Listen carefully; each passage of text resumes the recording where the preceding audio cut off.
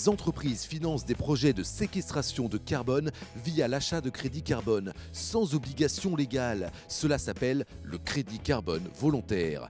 Et récemment, un observatoire des crédits carbone volontaires a été lancé. Alors, quel est son objectif ? Cet observatoire des crédits carbone volontaires en Europe, en fait, nous semble indispensable chez Greenflex parce que, à la fois, l'Europe a décidé d'être le premier continent à atteindre la neutralité climatique en 2050. En même temps, les crédits carbone volontaires qui existent depuis plusieurs années font l'objet d'une grande défiance. Ils sont apparus plutôt à l'étranger avec un manque de traçabilité et de mesures, de vérification de leur réalité sur le terrain.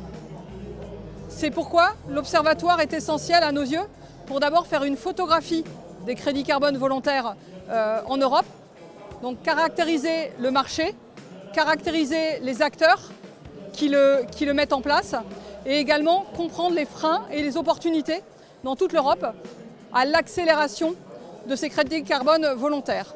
Et quelles sont les parties prenantes de cet observatoire ? Cet observatoire, en fait, nous le lançons pour la Climate Agriculture Alliance qui réunit tous les acteurs de ce nouveau marché des crédits carbone volontaires en Europe. Ceux qui achètent les crédits carbone, ceux qui montent les projets, ceux qui en vérifient la traçabilité, ceux qui mesurent les résultats dans les sols. Ça regroupe aujourd'hui 19 entreprises dans 18 pays. Et ça concerne plus de 4 millions d'hectares et 4000 agriculteurs.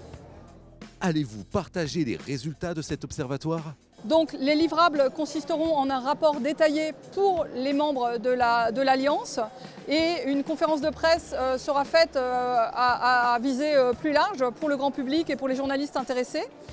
Ces livrables consisteront donc à expliquer les acteurs du marché, les grandes données du marché, les volumes échangés, le nombre d'agriculteurs considérés, les méthodos considérés et le prix moyen des crédits carbone, le prix maxi, le prix mini.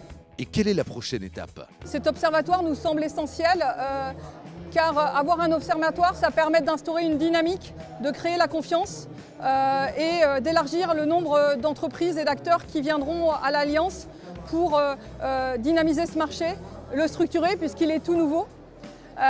Cet observatoire, c'est aussi ce qu'on fait avec l'ADEME, par exemple, chez Greenflex.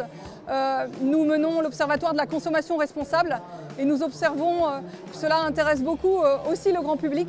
Donc ne pas rester en B2B, mais sensibiliser aussi les citoyens qui peuvent choisir de consommer des produits agricoles qui seront produits dans des territoires engagés sur ces actions climatiques et environnementales d'une façon générale. Rendez-vous donc dans quelques mois pour les premiers résultats de cet observatoire. Quant à nous, on se retrouve très vite pour un nouvel épisode de Carbon Farming.